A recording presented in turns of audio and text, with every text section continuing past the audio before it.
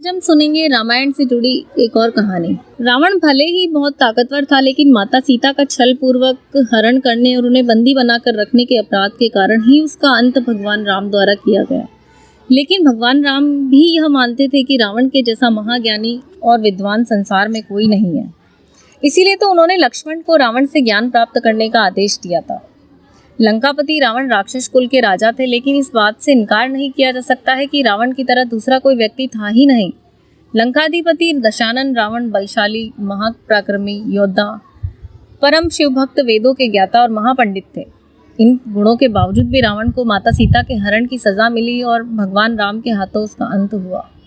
रावण जब मृत्युशैया पर था, तब भगवान राम ने लक्ष्मण को आदेश दिए कि वह रावण के अंतिम समय में उसके जीवन के अहम ज्ञान को प्राप्त करे, जो रावण के अलावा और कोई नहीं दे सकता।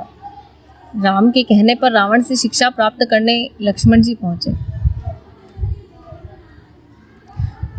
भगवान राम के आदेश पर लक्ष्मण भी मरणासन अवस्था में पड़े रावण के सिर के पास जाकर खड़े हो गए, लेकिन रावण ने लक्ष्मण से कुछ नहीं कहा।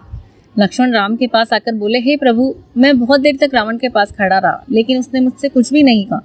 भगवान राम ने लक्ष्मण जी से कहा, किसी से ज्ञान प्राप्त करने के लिए उसके सिर नहीं बल्कि चरणों के पास रहना चाहिए। तब लक्ष्मण रावण के चरणों के पास जाकर बैठ गए। इसके बाद रावण ने लक्ष्मण को अंतिम समय में जीवन से जुड़े गूढ़ उपदेश दिए। रावण द्वारा बताई गई इन बातों का महत्व आज भी है और हर किसी को इन्हें जानना चाहिए। रावण लक्ष्मण से कहते हैं कि किसी शुभ या अच्छे काम को करने में कभी भी देरी नहीं करनी चाहिए, लेकिन बुरे या अशुभ काम के प्रति जितना हो सके मोह वश में करें या उसे टालने का प्रयास करें। व्यक्ति को कभी भी अपनी शक्ति और पराक्रम का घमंड नहीं करना चाहिए। इतना अहंकार कभी नहीं होना चाहिए कि उसे अपना शत्रु और रोग तुच्छ लगने लगे, क्योंकि छोटे से छोटा रोग भी प्राण घातक हो सकता है और कमजोर शत्रु भी खतरनाक हो सकता है। मेरे लिए राम और उसकी वानर सेना को तुच्छ मानना ही सबसे बड़ी भूल थी, जो कि मेरी मृत्यु का कारण बनी, और आज मैं तुम्हारे सामने मरणासन अवस्था में पड़ा हूँ। रावण ने तीसरा उपदेश देते हुए लक्ष्मण को ज्ञान की बातें बताते हुए कहा कि व्यक्ति को शत्रु और मित्र के बीच पहचान करने की परख होनी चाहिए। हमारी सबसे बड़ी भूल यही होती है कि हम शत्रु को मित्र समझ लेते हैं, जो कि बाद में हमारे शत्रु साबित होते हैं। वही जिसे हम शत्रु समझकर पराया कर देते हैं, वही हमारे असली मित्र होते हैं।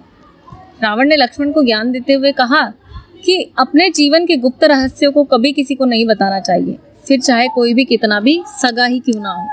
लंका में रहते हुए विभीषण मेरा शुभेच्छु था और उसे मैंने अपने सारे गुप्त राज बताए थे, लेकिन जब वह राम की शरण में गया तो मेरे विनाश का कारण बना।